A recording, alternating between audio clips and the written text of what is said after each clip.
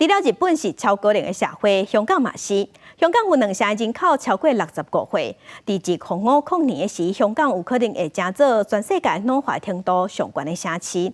所以，即阵香港嘛正注重社会福利，看安怎做会当互老人的生活袂无聊。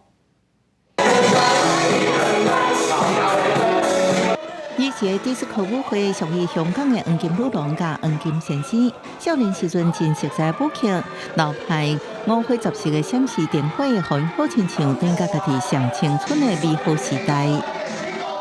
典型嘅飛女嚟嘅，細個嗰陣時咧，成60年前嗰陣時，我哋就中意跟啲同學去 disco 啊，自己開 party 啊咁樣跳舞咯。跳舞嗰段時間咧，係令到我可以釋放好多嘢。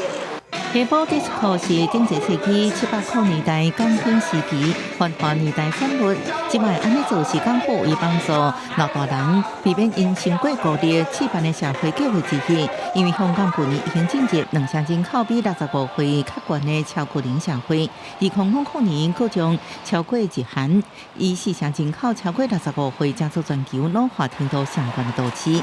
減少社交機會，讓老大人更較無願意到外界來往。當地另外一個提關老人社交興趣的計劃叫做高醫生，將溫順治療犬帶入去老人照護中心，望因的身軀，飼因食點心，高愛友善溫暖，簡單互動，都讓這老人真歡喜，佢唔免煩惱被拒絕、被排斥。真係唔開心嘅，因為少咗啲活動，少咗啲去街啊，成啊。係悶啲嘅，係都覺得好好啊，起碼佢聽話啲嘅，唔會駁嘴嘛。我哋有啲狗狗去到咧，佢會去一啲朋友度咧，佢會行去嗰度望下佢，喂你摸下我啦，咁啊再唔係可能做個動作我喺度啊，咁佢哋會融化到佢哋咯。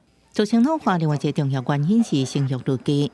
民調顯示，香港人因為經濟負擔厝較少，加上自由受限，愈來愈無想要生囡仔，甚至移民。港府也一個催生，因刺激偌濟生囡仔意願，這都愛個觀察。公視新聞是會中朋友。